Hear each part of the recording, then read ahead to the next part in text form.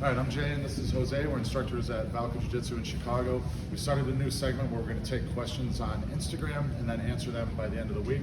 So we got one technical question and more kind of philosophical question. And the technical question this week was, how can smaller guys avoid getting smashed in side mount? Which is a good question. It's one that I expected to get. So we'll give that to Jose for the first answer. Great, he's a residential small guy here.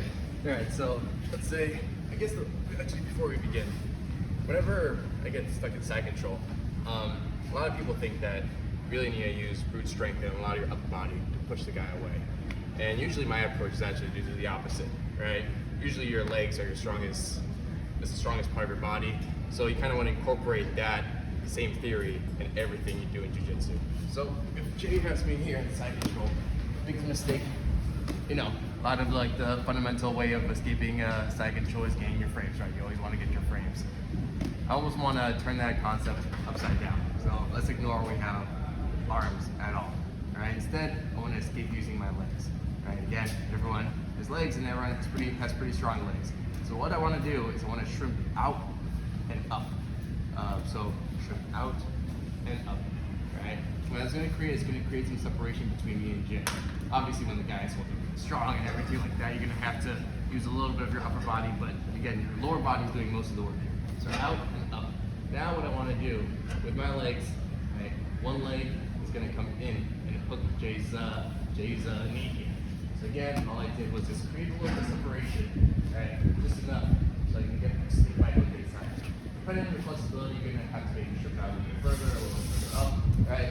But as you get to know your body, you'll be able to know just the correct distance to put this hook inside. Now what I want to do is I want to turn into Jay and lift this leg up using this hook. So again, not using my upper body, just ignore your arms at all, right? What I'm doing is I'm lifting Jay up. When I do that, now this knee is going to be able to slide in. Once you get your knee slid in, then you can use that foot and you just slid in and start creating some space. And then start going into recomposing your guard. So again, the biggest thing that people freak out about is that to use their frame and they have to really try to push away the guy to get his knee up and nothing's working and you start seeing their legs start flailing around. Instead, calm down. What I want to do, regardless of the frame or not, start looking for some sort of opening with his knees. As the guy gets better, that opening starts getting a little bit smaller. But again, strip out, right, and just enough to sneak that inside.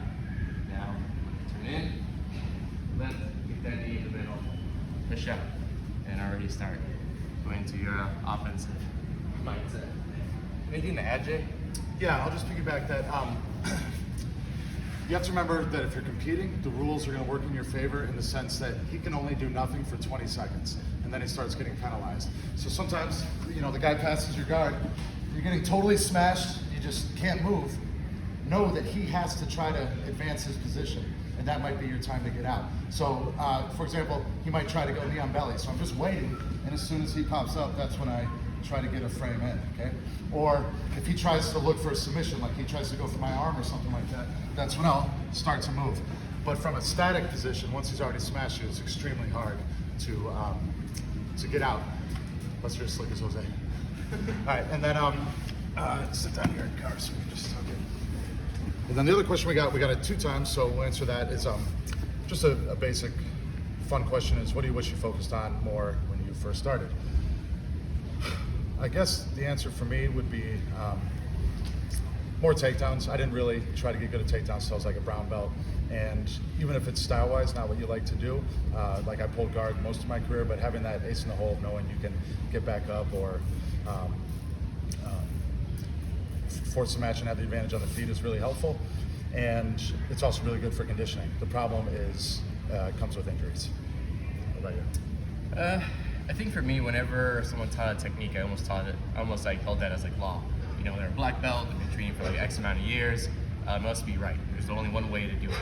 And as I started traveling around for different circumstances, different academies, I'd learned that there's different ways to do different things. And I think as you're in one academy, you kind of get fixated in that there's only one way to do it. There's actually a lot of different ways to do it. It's martial art, creativity is a big part of it. I think me and Jay are still learning there's different ways, different nuances to do different things.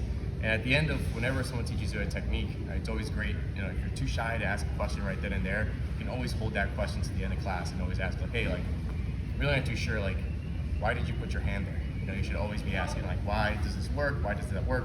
Well, the same thing for Instagram. There's a lot of content out there. You got to ask yourself, is that content actually realistic for my body type? Is that actually going to work? You can't take everything at face value and almost like a law in jiu-jitsu, because there's so many different ways you can do different things. All right, if you guys like this, give us a follow on social, and we'll probably do this every week. That's the plan. Thanks.